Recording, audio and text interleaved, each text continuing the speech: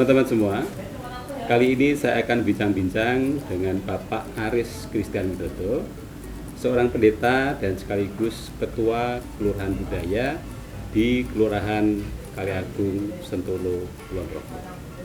Mari kita ikuti diskusi kita kali ini. Selamat sore, Pak Aris. Selamat sore, Pak Nugroho. Monggo keaturan menyapa pemirsa. Ya, salam bahagia untuk sahabat Nusantara. Salam budaya untuk kita semua. Oke, turun Pak Aris. Pak Aris, Pak Aris sebetulnya seorang pendeta atau budayawan? Kok beda dengan pendeta pada umumnya? Terima kasih Pak Nuk. Jadi jabatan saya seorang pendeta, Pak. Masalah budayawan atau tidak itu saya tidak tahu malah. Itu kan orang yang bilang, orang yang bicara. Jadi memang saya sebagai seorang pendeta, saya menekuni di berbagai kegiatan terutama budaya Jawa. Nah, seringkali orang tertarik dengan apa yang saya lakukan ini dan seringkali orang menyebut sebagai budayawan atau bagaimana, tapi saya tidak merasa itu, Pak. Nah, lajeng itu kan sebagai ketua Kelurahan Budaya terus pundi? Ya, kebetulan desa kami atau kelurahan kami di Kaliagung itu kan mendapat anugerah ya dari Sultan, dari Gubernur, mendapat predikat sebagai gelar desa budaya, Pak.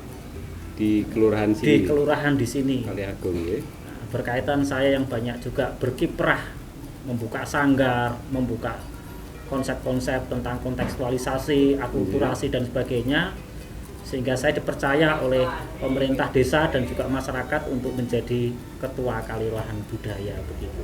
Oh, iya. Nah, tapi dua jabatan atau dua profesi sebagai pendeta dan sebagai ketua budaya itu bagaimana memadukan kegiatan dua-duanya itu terus pentingnya? Saya pikir ini kegiatan bersinergi, Pak. Karena saya menjadi seorang pendeta GKJ. Bagaimana pendeta GKJ itu kan pendeta yang GKJ ini.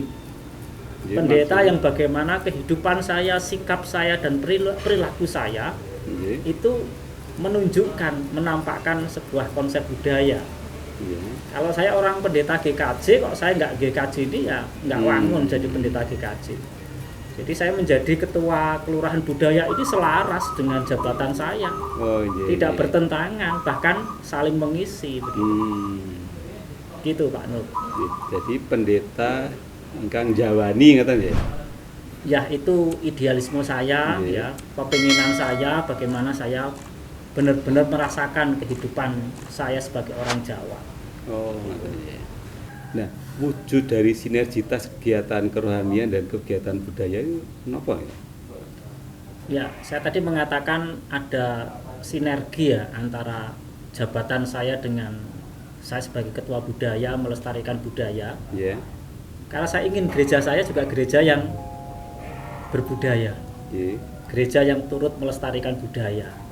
Sehingga dalam kegiatan gereja ya diusahakan semaksimal mungkin bagaimana gereja itu turut bersama-sama melestarikan tentang adat dan tradisi Jawa. Dan yang kami lakukan sendiri, kami membangun rumah itu dengan melakukan kepungan. Kepungan itu mendirikan rumah dengan kami membuat bancaan, ada ingkung dan sebagainya dengan tumpeng. Lalu kami mengundang masyarakat sekitar, semua lapisan kami undang untuk berdoa mendirikan rumah. Ini bagian dari pelestarian budaya dan di situ kami juga menyampaikan doa dengan cara agama Kristen. Karena kami seorang pendeta, kami tuan rumah, kami memanggil seorang pendeta lain untuk memimpin dalam doa. Nah, itu tradisi-tradisi yang ingin kami tumbuhkan, ingin kami hidupkan, bagaimana kita sebagai orang Kristen itu Jawani dan GKJ. Jadi melekat dengan apa yang kami lakukan dengan budaya-budaya yang ada di sekitar kami. Nah, upacara kepungan itu prosesnya apa aja itu, Pak?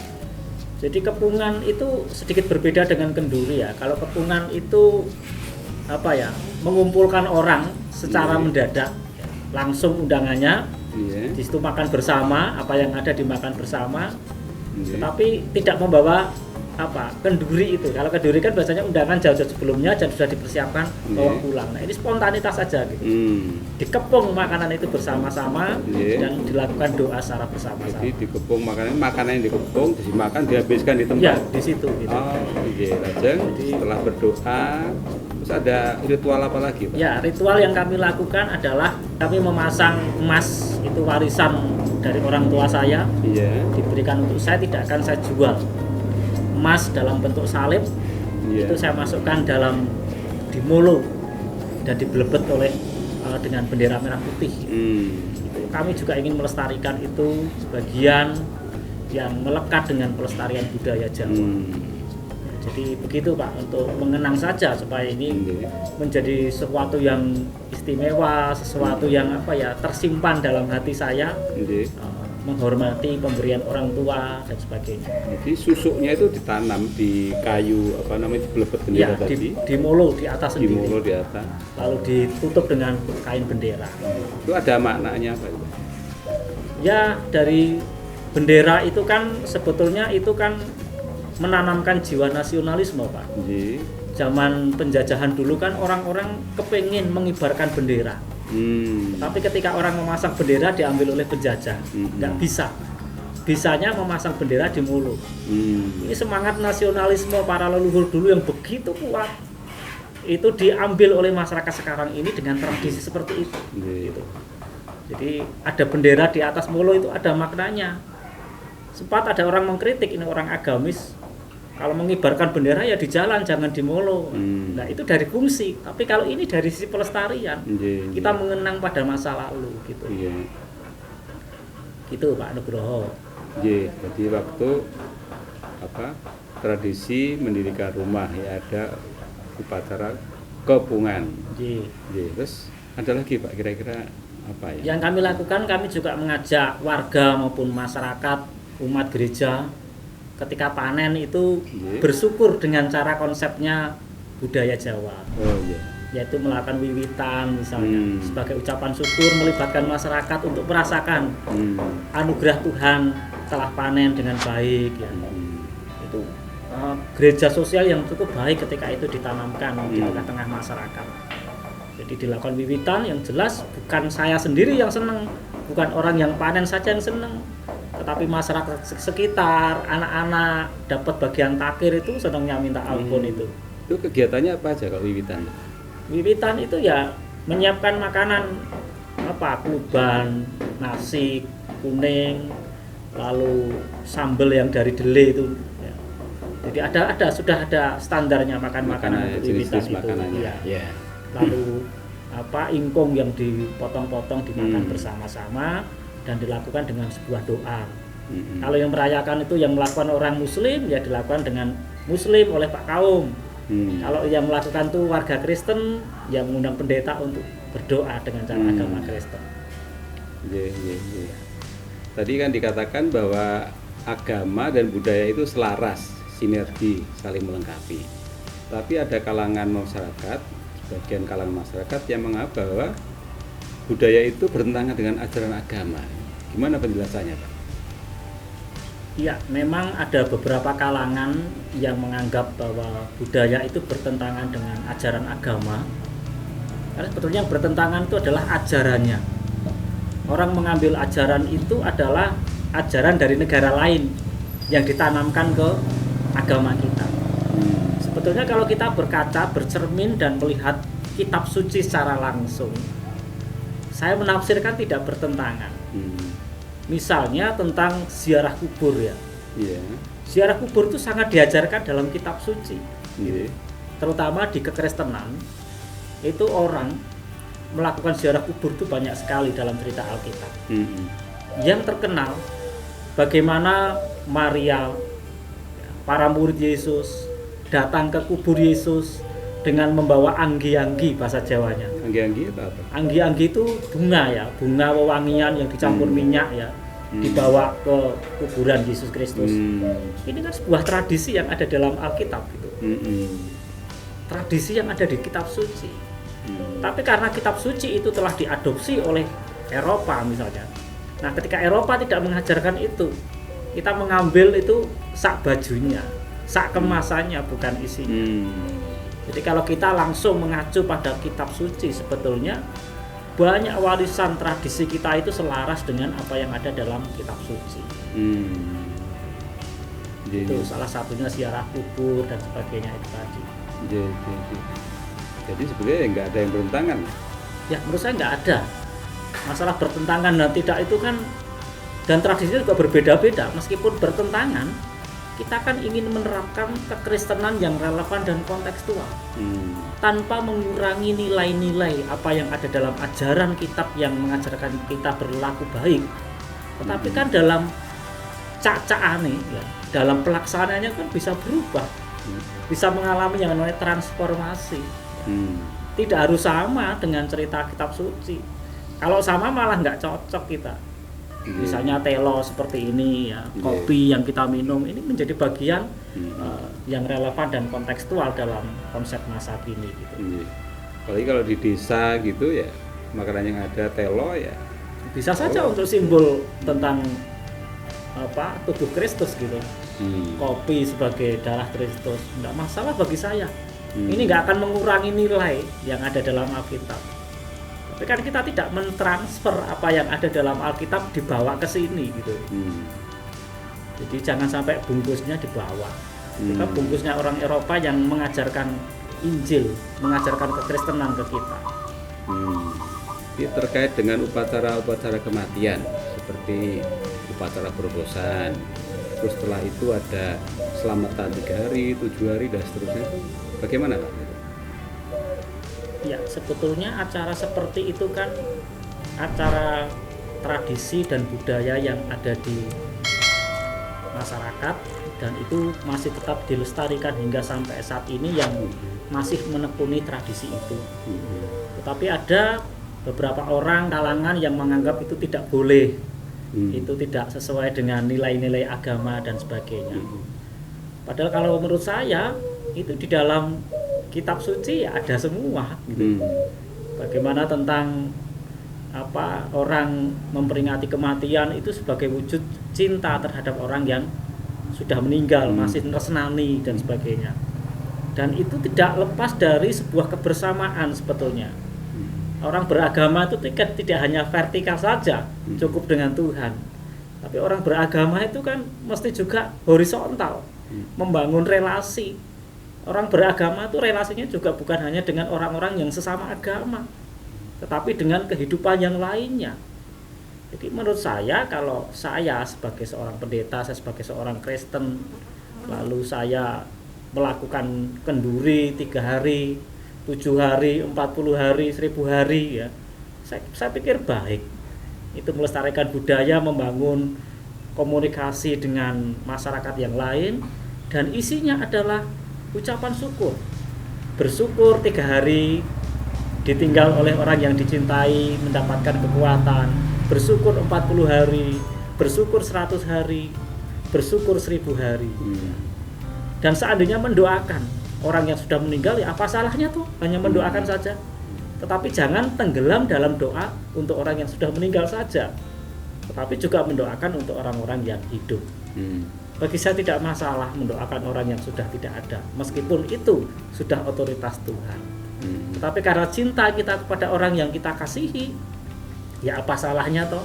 Tidak terlalu ekstrim bagi saya untuk mendoakan orang yang sudah meninggal, asal tidak memutlakkan itu ya.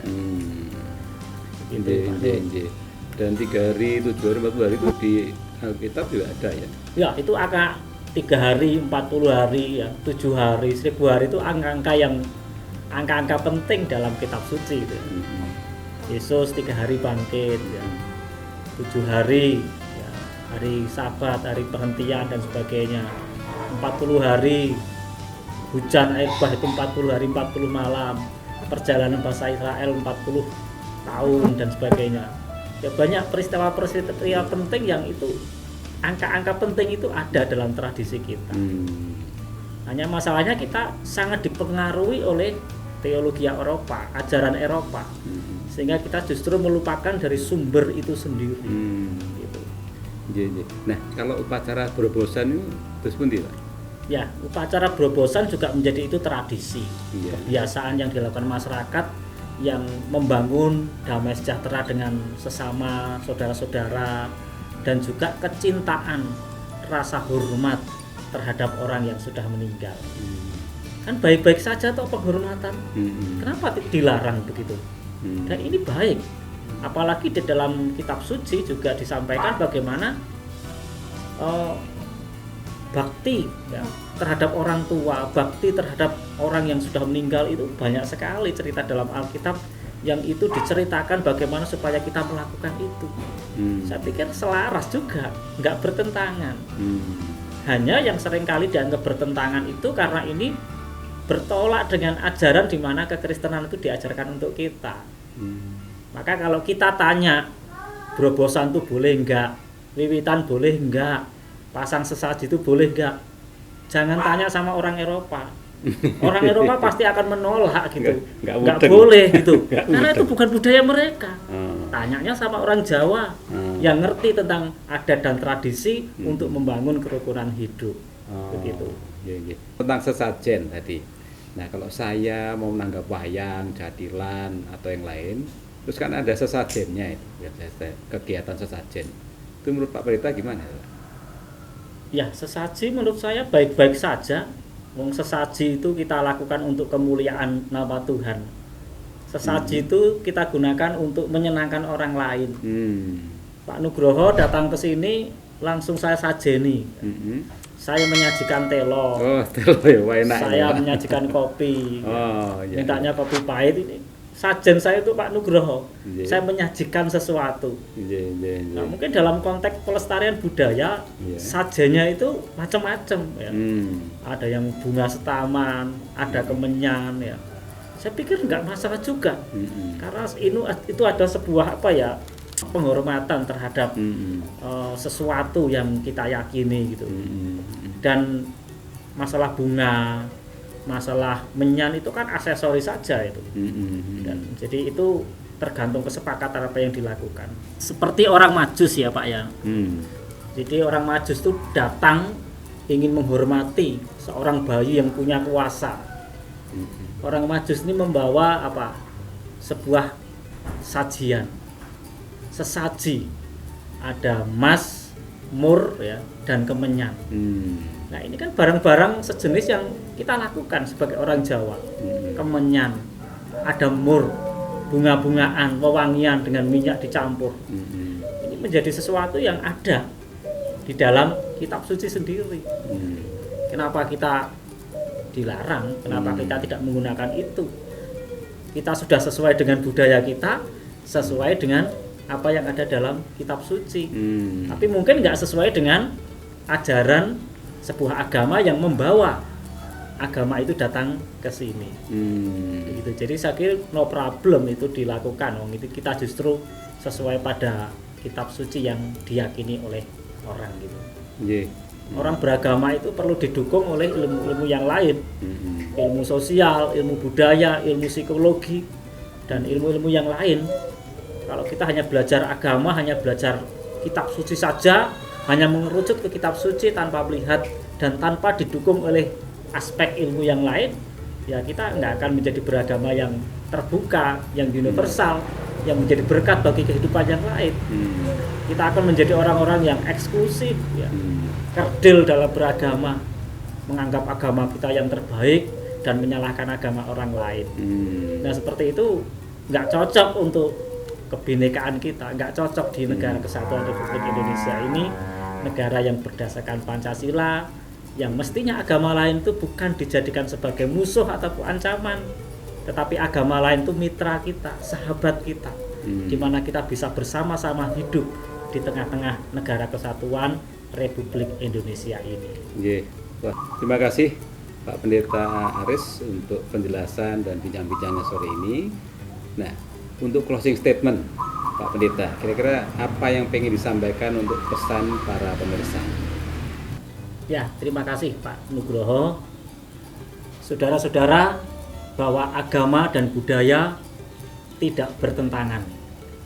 Agama dan budaya saling melengkapi, hidup bersinergi, dan saling mengisi. Oleh karena itu mari kita beragama dengan memperhatikan kearifan lokal. Sehingga agama yang kita yakini, agama yang kita lakukan di tengah-tengah masyarakat ini menjadi bisa menghadirkan damai sejahtera bagi kehidupan yang lain. Salam budaya, salam bahagia untuk kita semua. Teman-teman semua, demikian bincang-bincang saya bersama Bapak Pendeta Aris Christian Widodo. Semoga bermanfaat. Sampai jumpa.